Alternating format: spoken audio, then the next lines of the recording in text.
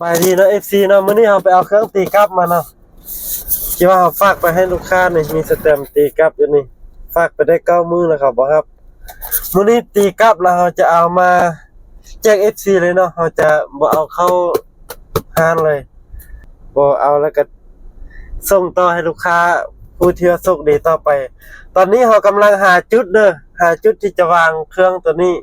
บ่อนใดที่สะดวกตอนนี้เราอยู่ตลาดนาทรายเนาะตอนนี้เราอยู่ตลาดนาทรายแต่ว่าแถวนี้ย่าน FC มาซอกเบิ่งแล้วย่านมันรบกวนคนอยู่แถวนี้แล้วเราจะซอกหาดินเปล่าว่างเนาะวันใดมีดินเปล่าว่างเราจะไปไว้เพื่อ FC มาซอกมาค้นหามันจะง่ายแล้วก็บ่เป็นการรบกวนเฮือนเพิ่นอยู่แถวนี้เราจะน้อย FC มาซอกแล้วมันสิเป็นการรบกวนเพิ่นสิสงสัยว่าเฮามาซอกอีหยังนั่นนะ FC ผู้ใดเห็นก้อนมาเอาก้อนเลยเนาะอยู่ในนี้จะมีน้ำยาระเบิดคราบโลแคซุปเปอร์คิน1กล่องเนาะมูลค่า145,000กีบเนาะ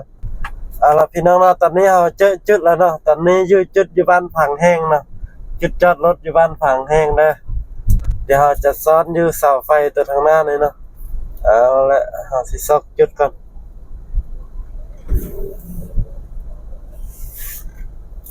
จอดบ่อนใดบ่ให้คนแถวนี้เห็นให้แต่ FC ตัวจริงเห็นนะ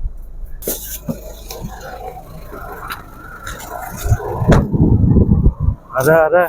ผู้ใดเห็นมาเอาได้เด้อซอดไว้ที่นี่เด้อ